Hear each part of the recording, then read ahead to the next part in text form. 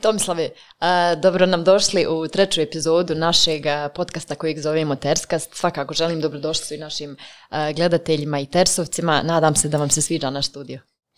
Da, sviđa mi se jako. Nažalost, ja nisam ters, ili bar sebe ne vidim ters, ali mislim da mogu odgovoriti na neka važna pitanja. A šta je po vašem mišljenju ters, evo kad smo već kod tog spontano? Pa prva asocijacija na ters mi je da ste nekako neraspoloženi i da ste pesimista bez nekog valjanog razloga. Aha. A šta bi u Hrvatskoj ili u Puli bio pandam tersu? Jel postoji neka riječ, neki termin? Pa ne znam, Istrijani, kažu žitelji Istrijani. Ja sam otišao otamo kao malo dijete, uglavnom odrastao sam u Sarajevu i imam sve, uključujući akcent, koji možda se toliko ne osjeti, sarajevski, tako da pojma nemam, kako bi to rekli u Istri, ali znam da je kao nešto fjaka u Dalmaciji, jel tako? Jest, fjaka. Fjaka, vamo ters, tamo je fjaka, nešto ne valja. Sve je to tu. Tu je to ne.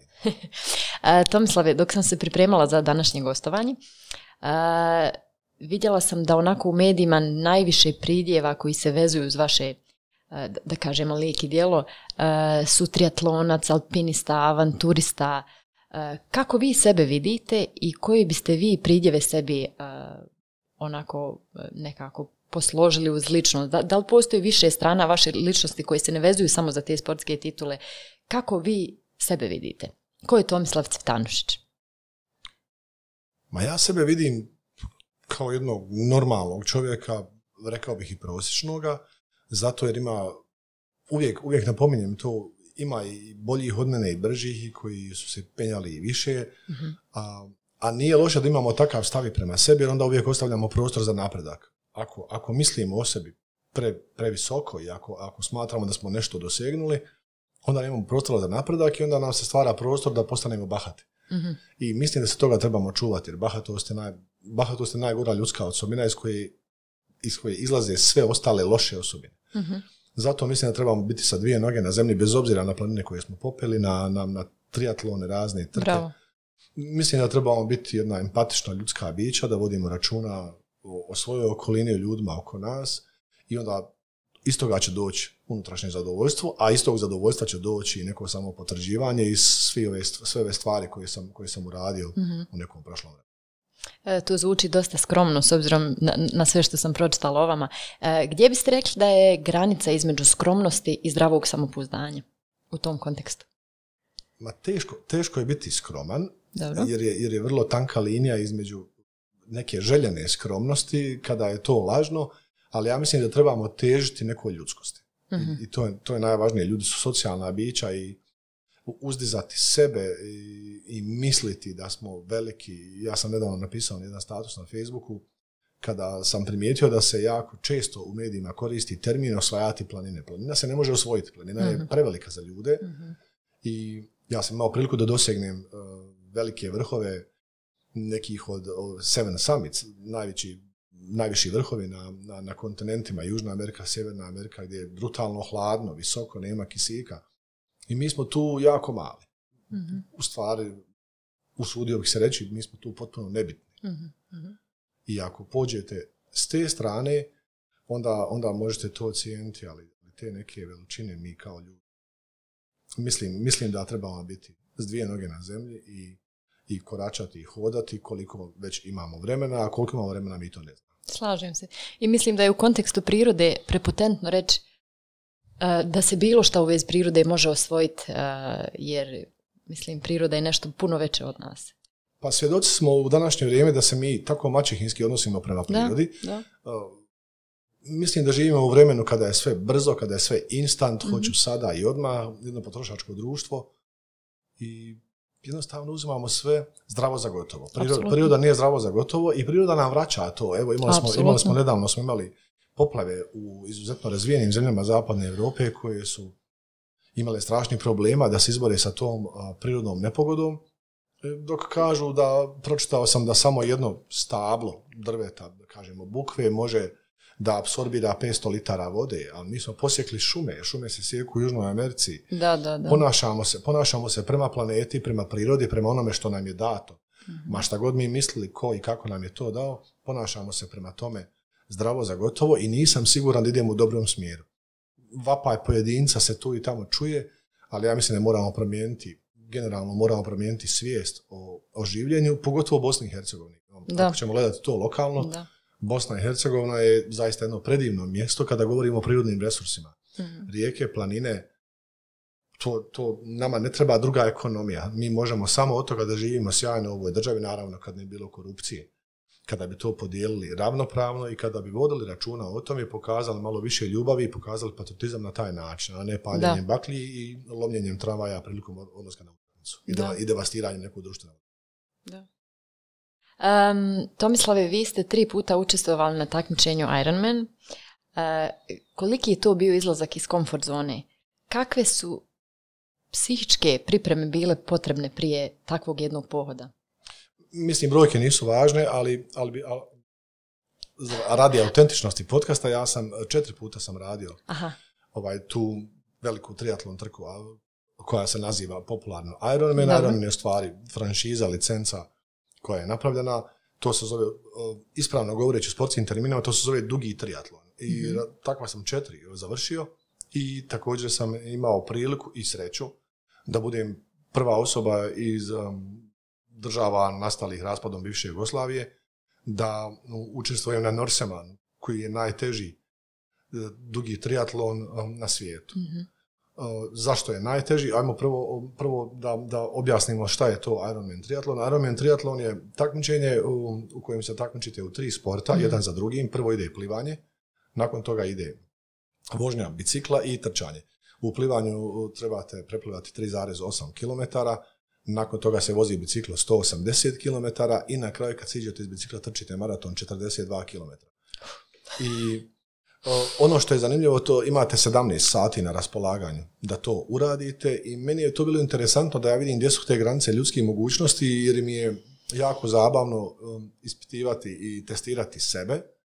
A kada god testirate sebe, kada god pokušate nešto novo da naučite, nešto novo da uradite, vi već izlazite iz te komfort zone, a izlazak iz komfort zone znači magiju.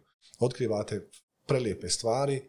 Naš je problem što smo mi navikli da budemo pod nekim balonom, da ne probamo ništa novo i da ne uradimo nešto što nismo navikli, tako da, nažalost, mnogi ljudi, život im prođe ustaljenim navikama. Probude se, peru zube, idu na posao. U životarenju. Pa životarenje jednostavno prolazi im to vrijeme, a vrijeme je najskuplji resurs i jedini resurs koji se ne obnavlja. Steve Jobs na kraju svog života, kada je znao da je teško bolestan i da mu nema pomoći od te teške bolesti, je rekao da je na kraju shvatio, govorimo o čovjeku koji je toliko tehnologije podario ovom svijetu, on je na kraju svog života napisao da je shvatio da je najvrijednija stvar koju je imao je vrijeme. Mislim da mi vrijeme bacamo i da nam curi kroz prste, da ne znamo šta radimo s njim, i onda se ja nekako rukovodim tom filozofijom da iskoristim svoje vrijeme. Vrijeme se može puno bolje iskoristiti ako ga planirate. Nije loše planirati, ne treba biti ni robnih planova, treba biti nekad i odmorit se i spontano raditi neke stvari, ali treba je planirati neke aktivnosti, jer je onda život jednostavno ispunjeniji. Nažalost, život ima svoj rok trajanja. To je putovanje od tačke A do tačke B. Da. Također ste osvojili vrh planine Matterhorn. Zanima me stvarno sad taj psihički moment, taj pripreme. Je li kad imate situaciju da mislite, ok, kada ste već na putu, znači govorimo o Ironmanu, govorimo o osvajanju vrha neke planine, da dođete do neke granice gdje pomislite, neću moći dalje, šta vam u tom momentu kroz glavu prolazi? Dakle, šta vas nosi u tom momentu, šta vas motiviše, šta vam je neki vjetar u leđa? Jel postoji taj neki psihološki moment gdje ste svjesni, aha, sad sam nadvladao sebe? Kada smo se penjali na Matterhorn smatra se jednom od 10 do 15 najsmrtonosnijih planina na svijetu po broju nesretnih slučajeva, odnosno po broju nesreća koje se događaju prilikom penjanja. On tehnički nije zahtjevan. Matterhorn nije tehnički zahtjevan. Što je interesantno, kada govorimo o Matterhornu koji se nalazi na granici Švicarske i Italije, visina nekih 4400, tako nešto. Ono što je interesantno, kad se penjete, vi ste svo vrijeme izloženi jednom ambisu. I to je kao okomiti zub koji raste iz zemljene kore i zaista je stat ispod njega je jedno, kako se kaže, humbling experience. Jednostavno, budete toliko maleni i shvatite koliko ste nemoćni. I kada uspon krene, uglavnom se bavite time da koračate sigurno, da ne gledate previše prema dole, a ako se govori o motivaciji i o tome da li se vratiti ili nastaviti, pa nismo mi bili prvi, moj tim i ja, koji smo se popeli na Matterhorn. Mnogi su to radili prije nas, mnogi će to raditi i poslije nas. Nisu oni vanzemaljci, mi smo se naoružali znanjem, naoružali smo se vještinama. Znali ste šta radite i šta vas očekuje. Nismo otišli s kauča na Matterhorn. Mi smo se prije toga popeli na mnoge vrhove, učili smo od starijih, razvijali smo svoje alpinističke vještine, onda smo vježbali i ne samo tijelo, kad nas pitaju koliko ste se spremali, zato ja kažem cijeli život. Ako živite, pokušavate da živite zdravo, da se bavite svojim tijelom, ne kažem da duh treba zanemariti, ali ne može biti zdrav duh ako vaše tijelo nije zdravo, onda će se brinuti. Fizičko i mentalno zdravlje su povezani i mislim da treba te dvije komponente dobro uskladiti. Treba se baviti svojim i tijelom i duhom, znači treba trenirati, ali treba i čitati, slušati. I onda ako poslužite tako stvari, taj Matterhorn nije neki problem. Sada može se dosegnuti. Ja sam imao sreću i čast da budem u timu kada smo imali i prvu ženu iz Bosne i Hercegovine, koja je izašla na vrh Matterhorna, njeno ime je Mima Vasić i ja sam bio zaista počastovan da budem s njom na istom užetu. Mi smo povezani jednim užetom, kod nje jedan kraj, kod mene je drugi kraj i to je sjajna metafora u životu da na vrh ne idete sami. Da. Uvijek povedite nekoga ili pođite sa nekim. Da, divno. Koji su vaši savjeti generalno za ljude koji ne mogu da izađu iz komfort zone? Dakle, upravo koji tapkaju, koji životare na jednom mjestu, koji jednostavno od tih nekih strahova, od neizvjesnosti ne mogu da se pomjere. Šta biste im savjetovali? I jednom ste izjavili da je čovjek sam sebi najveći protivnik. Kako je Tomislav sam sebe nadvladao i da li je to borba i put koji možda traje cijeli život? Dakle, da li je to neki beskonačni proces? Negdje sam pročitao da se savjeti ne trebaju davati odraslim ljudima ako vas oni ne pitaju za savjet. Ali hajde da za potrebe podcasta kažemo koju riječ o tome. Ja mislim da naša okolina ima jako veliki utjecaj na nas i na način našeg života. Mnogo puta sam napisao da se trebamo okružiti boljima od sebe. Ja zaista mislim za svoje prijatelje da su bolji od mene svakom nekom segmentu dobar. I kad se okrenemo oko sebe, naravno, vidjet ćemo te ljude, ali je problem tog našeg ega da mi želimo da budemo najbolji i najbrži i onda ne možemo da napredujemo. A kada govorimo o ljudima koji ne izlaze iz komfort zone, oni su jednostavno okruženi ljudima koji njih tapšu po ramenu i odobravaju im to da njima život prolazi u jednoj takvoj, da kažem, dosadi i u životarenju. Da, i to je malo dio našeg mentaliteta bosanskog. Mislim, hajde, ne volim generalizirati, ali ima malo kod nas tog, ma šta ćeš ti, pusti da neko drugi, ma nemoj, dobro ti je. Ima nekako tog u našoj kulturi što nije ni malo motivirajuće u tom nekom kontekstu. Sjedi tu gdje jesi, nemoj ti prvi, nemoj, može se nešto desiti. Tako da ne znam baš koliko naša kultura podržava tu vrstu duhovnog rasta, tu vrstu nadvladavanja sebe. U pravu ste, kada govorite kulturološki, mi jesmo zatvoreno društvo, jako smo osjetljivi na bilo kakvu promjenu. Ako vi kažete da se bavite jogom ili da ćete se popijeti na vrh neke planine ili da ćete trčati polumaraton 21 km, vas će društvo gledati podozrivo. Gledat će vas društvo podozrivo iz razloga što se oni neće odlučiti, nemaju hrabrosti to da urade i zašto bi vi bili bolji od njih. I onda dolazimo do onih sjajnih izreka, pod navodnicima, sjajnih i poslovica koje mi imamo u našem društvu, ali vi čujete kada neko doktorira, onaj kaže neko drugi, kaže šta će on doktorirati, išao je sa mnom u školu. U stvari šta hoćemo da kažemo, ili kada pojedete suši ili neku hranu koja se ne jede tradicionalno u Bosni i Hercegovini, kaže dedo mu je to radio. Naime, iza toga stoji frustracija. Da.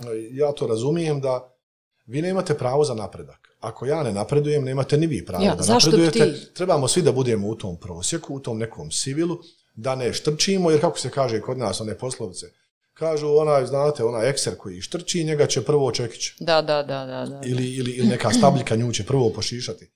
Ali ja mislim da to nije smisao života, jer ako razmislimo o životu, a ljudi ne žele da promišljaju o tome, život je vrlo prolazna kategorija. I kako godine prolaze, ja sam već u godinama kada razumijem da je jedan dobar dio života iza mene. I niko nije još prevario smrt i niko nije našao formulu za vječni život na zemlji. Ne ulazeći u religijska pitanja.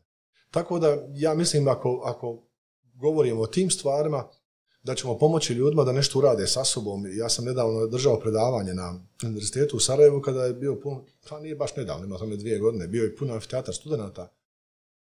Hajde da kažemo, negdje oko 200-250 studenata je bilo na predavanju. Ja sam ih pitao ko je od vas izašao na vrh Trebevića. To je bilo nekoliko ruku koje su se mogle prebrojati na prste jedne ruke. Oni žive u Sarajevu. Kemal Monteno pjeva o tome i oni nisu u stanju da se prošetaju stazom koja je odlično uređena, jer mi imamo takve resurse. Ja trčim u Velikoj aleji na Iliđi, Benbaša, Kozija, Čuprija, Trebević.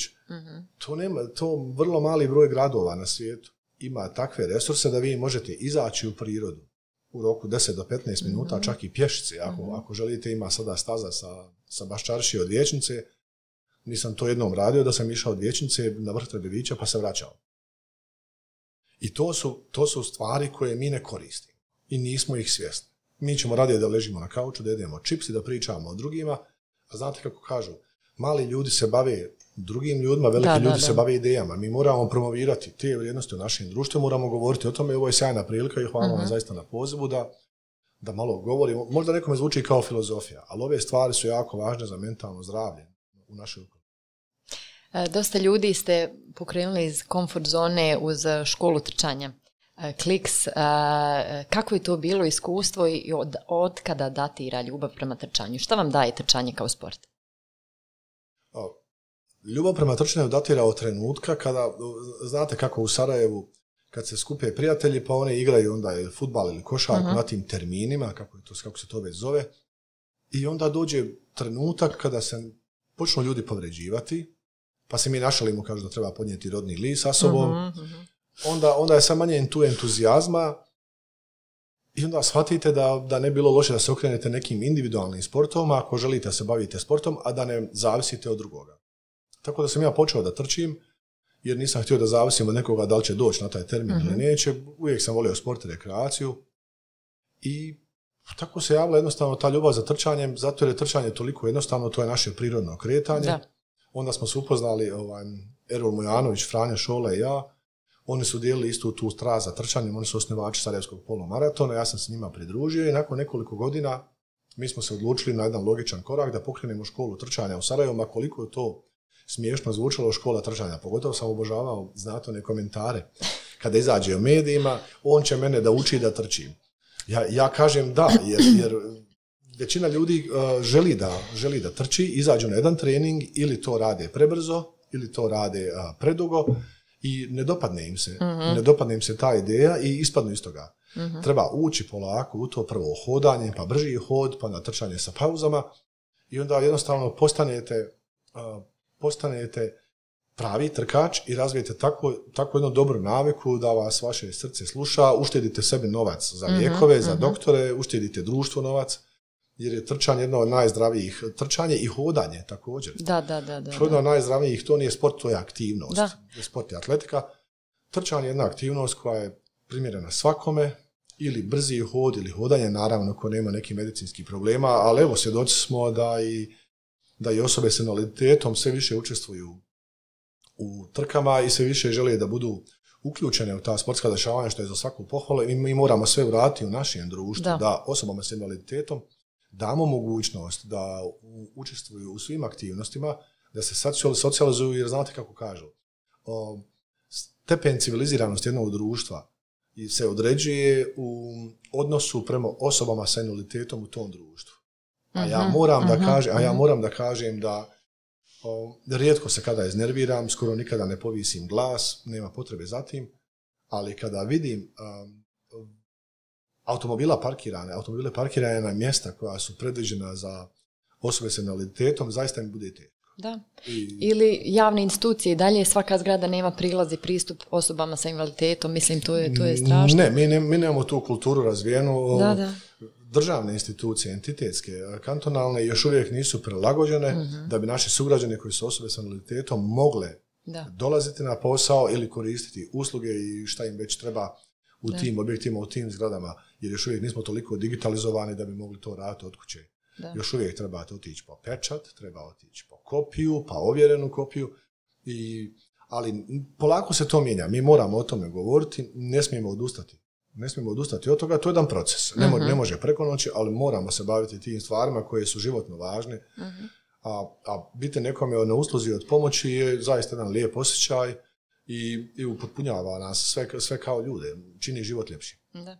Evo, kad smo već u tom kontekstu, pošto spominjemo nekako te neke greške koje su vezane za državni sistem, ta neka ignorantnost, možemo malo se dotaći ignorantnosti kada se radi o podršci prema sportašima naše države.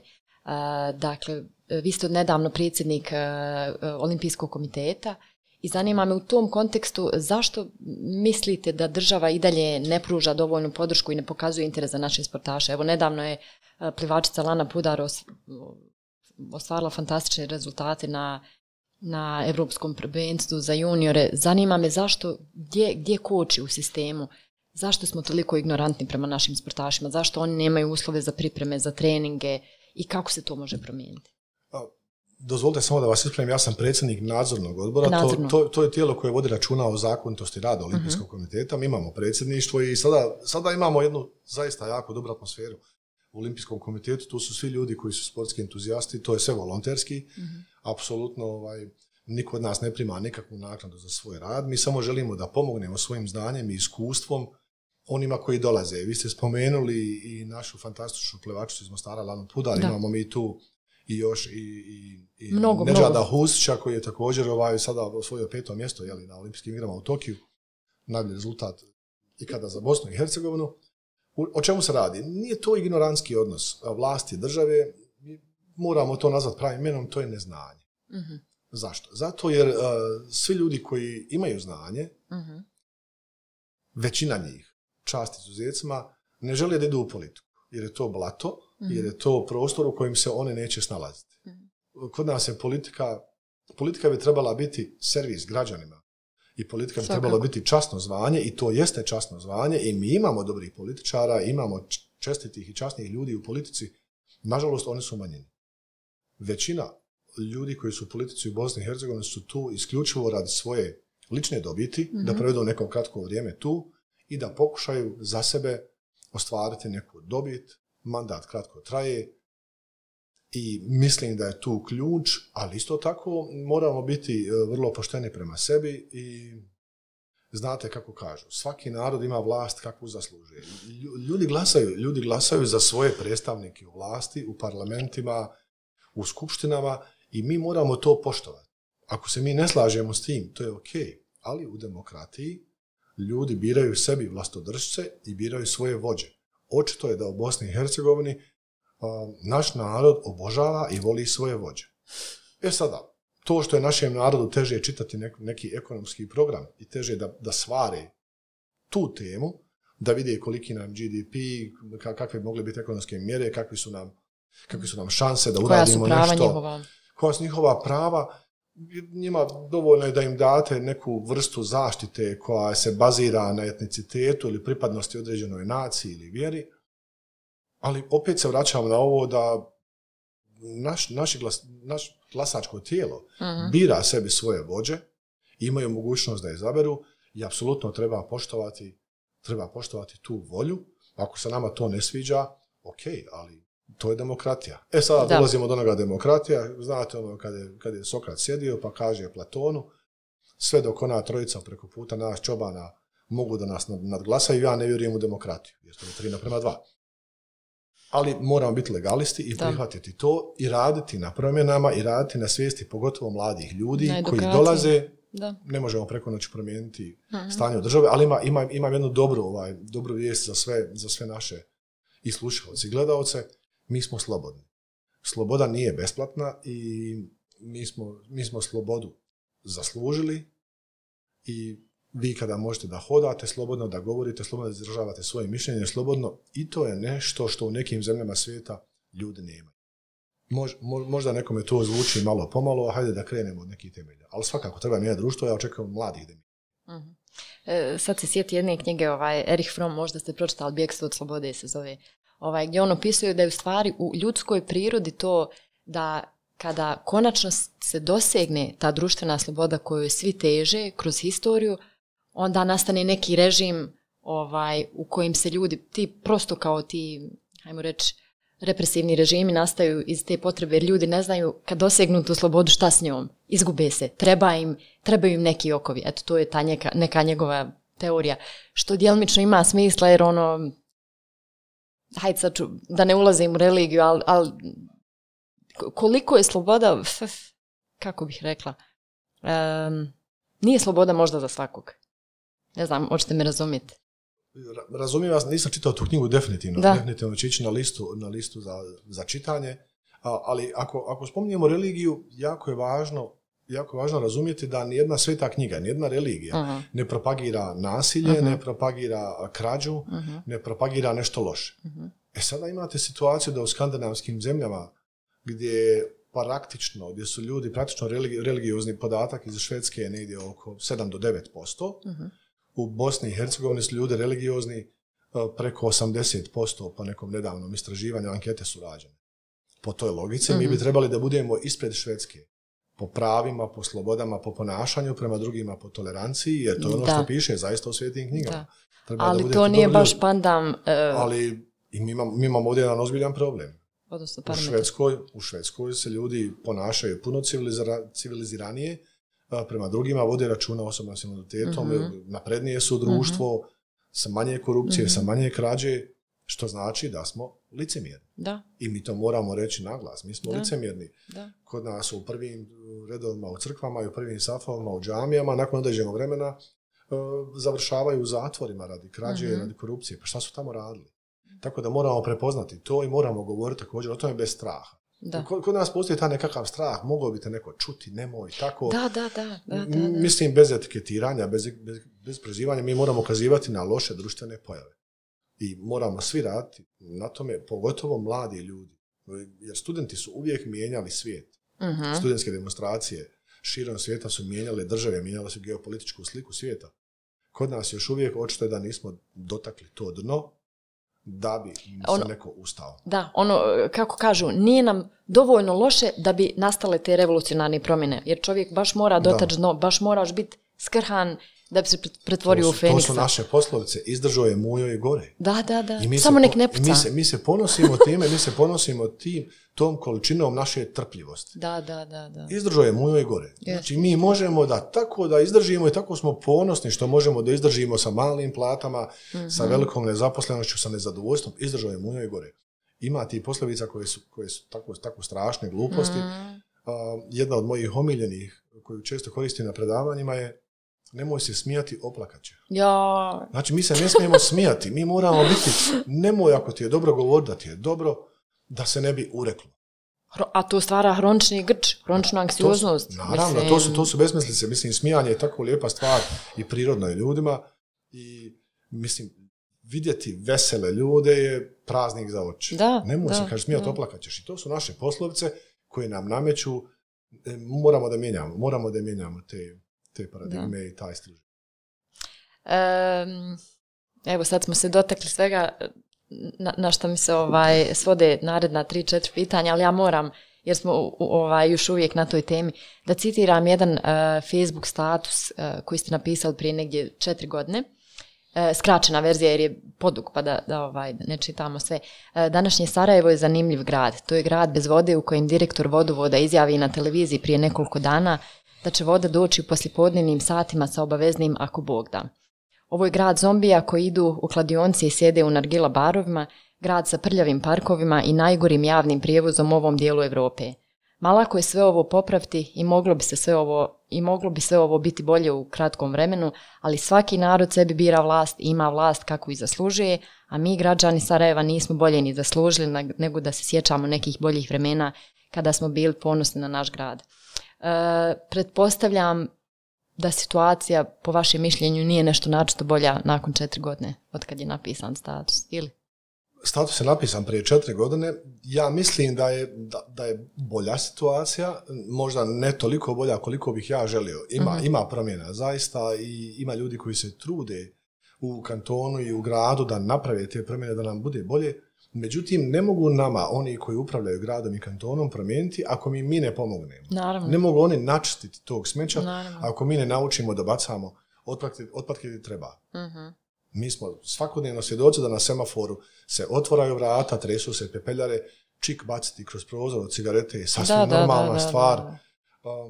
Moramo raditi na toj jednoj kulturi življenja u urbanoj sredini. Kada govorimo o nargila barovima, o kladionicama, pa ja zaista ne mogu zamisliti smisao života. To je jedan penzioner koji živi u mom komšiluku jako dobro opisao. On je prošao pored nargila bara i gledao je šta se dešava. Ja mu kažem, ma dobro, gospodine, to je sada moderno. Kaže on, moderno da cuclaju crijeva. I to je odličan opis. Oni cuclaju crijeva. Da. Kulturološki to nije nikada bilo prije u Bosni i Hercegovini. Da, novi trend. Ja razumijem nove trendove, ali zašto što ne možemo imati nove trendove u nauci, kulturi i umjetnosti? Što moramo uvoziti neke namke gdje se jako puno vremena gubi? Imaju one lazy bag, se leže, brate, i oni cuclaju ta crijeva i oni tu gube vrijeme. Da nešto pročitaju, da se obrazuju, da nekom pomognu. To je jedno gubljenje vremena, a o vremenu smo malo prije govorili da se ne vraćamo. Tako da ja nekada želim isprovocirati sa onim što napišem, ali stojim iza svake riječi i to je zaista tako. Kladionice, nargila barovi, čistoća grada, to je nešto na čemu možemo da poradimo, na obrazovanju mladi, da im ponudimo neke druge sadržaje, da im ponudimo sport, da im ponudimo kulturu, da im ponudimo nauku. Ali, nažalost, ne nudi im se to i onda što njima preostaje, nego da idu svi na ta mjesta gdje neće ništa naučiti, će samo izgubiti dragocjeno vrijeme. A po posljednjim istraživanjima, pušenje nargile, a također ima izuzetno štetne posljedice za zdravlje čovjeka, makoliko to neko tvrdio drugačije, ovdje govorimo o konkretnim istraživanjima na velikom broju uzoraka. Da, čak i opasnije prema nekim istraživanjima nego cigarete. Tako je. Međutim, to je nešto što mi sada živimo, treba govoriti o tome, ne treba se plašiti, govoriti o tim stvarima. Kaže, imaju lobby, lobby kladioničarski, nargila barovi. Ok, ko to voli, nekad je tamo, mi smo slobodni ljudi. Ne pada mi na pamet. Pa zamislite da vam život zavisi od toga ili Runi dao go taj dan ili nije. I onda, kako ćete biti raspoloženi narednih 7 dana, da li ćete izgubiti novac? To je besmisleno, potpuno besmisleno. Bijeg opet od sebe, svog života, svojih problema. Mislim, to su opet sve neke... Ja osuđujem te pojave, ja ne osuđujem ljude koji konzumiraju u te, kako se zovu, nargile. Pošast. Jeste, to, ne osuđujem njih, ja osuđujem tu pojavu i osuđujem društvo koje ništa ne radi po tom pitanju i država koja treba zaista staviti izuzetno visoke poreze na te stvari. Da, jedan od načina da se to, na primjer, izreguliše i da to ne bude više jedan od hobija mladih. Apsolutno, to treba urediti. Tomislave, kako održavate mentalnu higijenu? Pričali smo dosta, eto, ne znam, i izlasku iz komfort zone, o sportu, ali evo konkretno neki vaši savjeti, ili imate neke svoje male rituale, ili meditirate, ili... Nažalost, nisam na tom nivou svijesti da znam da meditiram, jer znam da meditiranje je naporno, meditiranje je ozbiljna priča, ozbiljno treba vas neko naučiti, još nisam došao do toga. A što se tiče mentalne higijene, pokušavam da razgovaram sa ljudima koji su dobronamjerni, s ljudima koji su pozitivni, jer pozitivni ljudi su zarazni kao i negativni. Negativni su zarazni, naravno. Pokušavam da učim, da slušam starije još uvijek i da razumijem zašto sam tu i koji su moji kapaciteti, jer jedna od mojih omiljenih izreka kojima se uvijek vraćam i da kažemo neki moto životni je, dolazi od američkog industrijalca Henrya Forda koji je rekao, ako mislite da nešto možete ili ako mislite da nešto ne možete, vi ste vjerovatno u pravu. I to je zaista tako. Japanci imaju poslovicu. Ako mislite da nešto ne možete, pa probajte to raditi 1 minutu. Pa ako ne može tu 1 minutu, onda možda zaista i ne može. Ali mi se ne odlučimo ni da probamo. Mi kažemo šta će to, pusti. I na startu sebe osudiš na neuspjeh. Ili mi sebi postavimo neke limite koji nisu realni. Mi možemo puno više. Ja sam to dokazao i u sportu. Imamo sjajne naučnike. Mislim, Bosna i Hercegovina ima sjajne ljude. I u nauci, i u kulturi, i u sportu, umjetnosti, ali moramo im dati podršku i moramo se baviti lijepim stvarima. Nažalost, mi smo sada potrošili vrijeme, čak i u ovom podcastu govoreći o negativnim pojavama koje su nekako prevagnule. One su u većini ili su nas i naučili mediji da od 10 vijesti, ako je jedna loša i 9 dobrih, oni će nama staviti tu lošu na naslovnu stranicu jer to prodaje. Taj klik ili naslovna stranica, crna hronika, to je ono, mislim da trebamo stvari da mijenjamo i odatle dolazi mentalna higijena. Hajde da mijenjamo stvari, radeći i ovakve divne stvari kao što su podcasti koje vi radite, približavate malo gledanje na stvari iz jednog drugog ugla našim sugrađanima i vašim slušalcima. Da, nadam se da bar na neki način i djelomično dižemo svijest oko nekih stvari koji se ne mogu tako rapidno promijeniti preko noći, jer ništa ne nastaje preko noći, ali eto, barem djelomično. Jel? Ako mi dozvolite samo kratko, sjajna priča je, dječak je hodao plažom koja je duga kilometrima i plima je izbacila morske zvijezde na plažu. I to su 1000 morskih zvijezdi na plaži koje će uginuti zato jer kad se more povuče, ostaju na plaži, ostaju bez vode. Jedan mali dječak je hodao plažom i bacao je te morske zvijezde nazad u more. I naišla je odrasla osoba koja bi trebala biti pametnija od tog dječaka, rekla, šta to radiš? I dijete kaže, ja bacam ove morske zvijezde u more.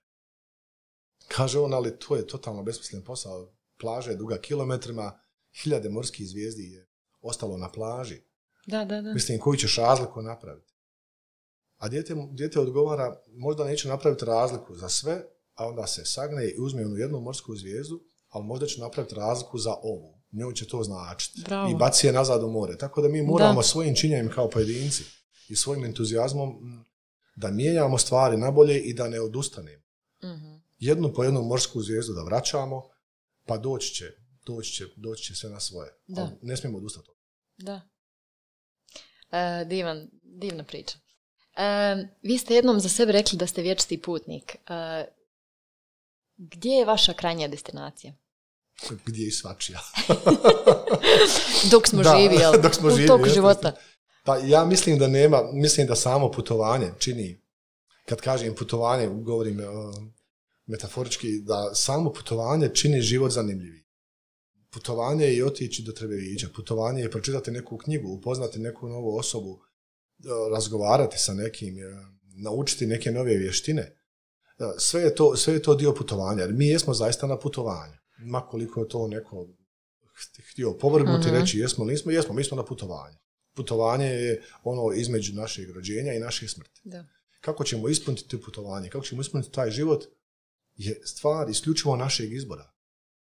Nije to ništa drugo, nego to je naš izbor, jer ljudi često misle da je sreća nešto što nam se slučajno događa. Naprotiv, sreća je nešto na čemu aktivno radite. Svaki dan malo po malo. Pa bolje je malo ni nekih sitnica pohvatati ti mali fini situacija nego čekati nešto veliko da se dogodi što se vjerojatno nikad neće dogoditi u životu. Kao kad neko čeka dobitak na lotu 6 brojeva, nikad mu se to ne dogodi, a one 2 i 3 broja propušta svo vrijeme. Kad se sabere, tu smo na istome otprilike. Znači, uživati u manjim stvarima, cijeniti manje stvari. Mi imamo pitku vodu, mi peremo auta pitkom vodom. Pola planete nema vode za piće, pogotovo kada govorimo o Africi i o Aziji. Ako imate frižider pun hrane, krov nad glavom, pristup internetu, mislim da se još tu radi nešto malo novca na računu, mi smo negdje oko 7 do 8% čovječanstva na planeti. Da. I mi smo privilegovani, ali nama nikad nije dovoljno. Hoćemo mi nešto. Još nismo nikad zadovoljni. Drugi ima više, što ja nemam toliko. Mi konkretno u Bosni i Hercegovini pripadamo 7 do 8% čovječanstva na planeti koji imamo sve te blagodeti. Blagodet je krov nad glavom, imati hranu, pristup pitkoj vodi i biti u toplome zimi i imati pristup internetu, pa nego mi to ne vidimo. Da.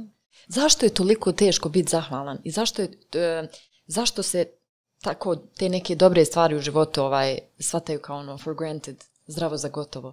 I kako osvještavati, jel čovjek sebi svaki dan mora ono, kad ustane zahvaliti se, ono, hvala što imam noge, ruke, hvala što imam zdrav um.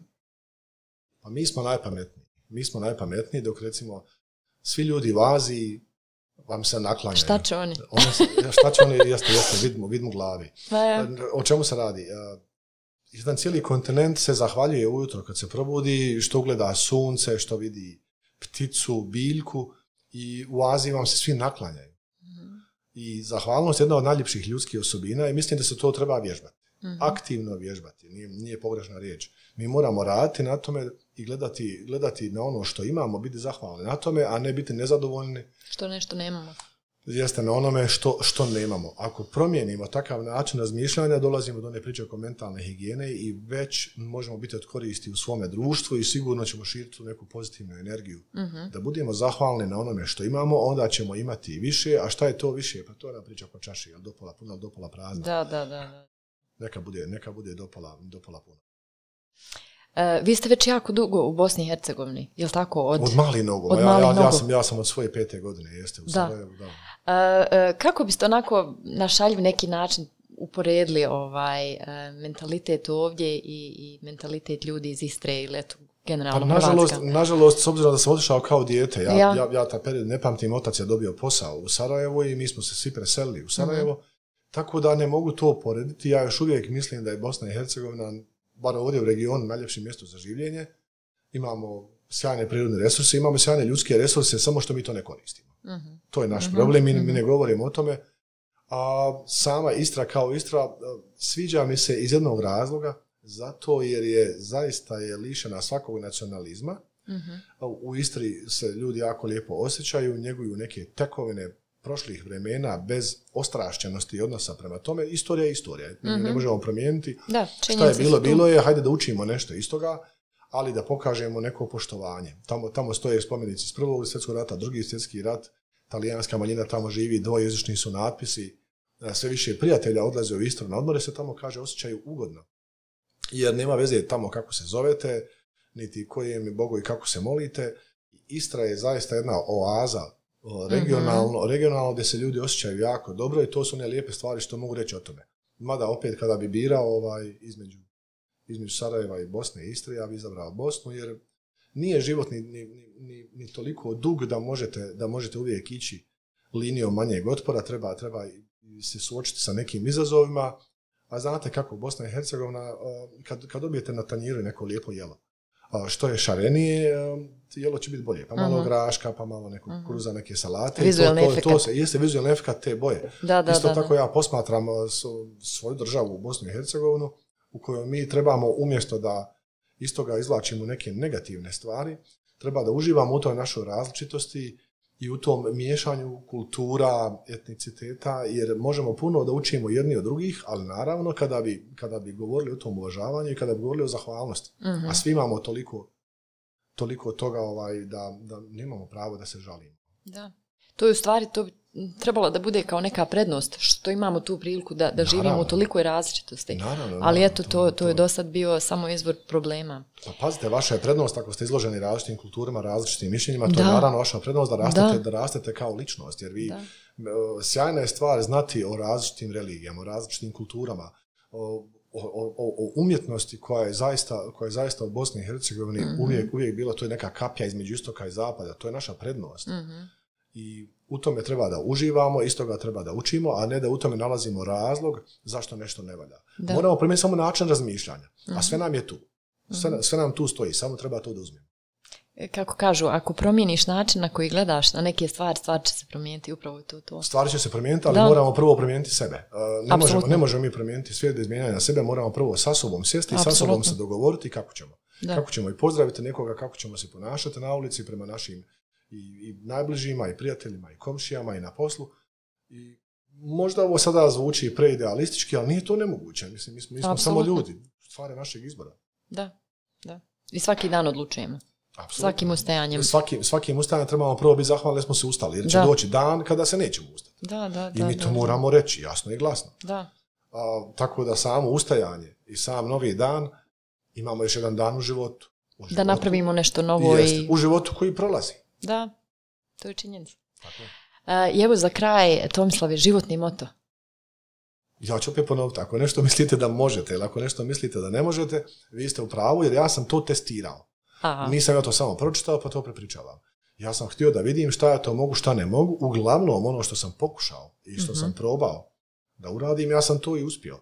Tako da ja mislim da neke granice ne trebamo postavljati sebi, da ne postoje, mi smo sebi neprijatelji, mi sebi postavljamo granice, trebamo da živimo i trebamo da radimo dobre stvari.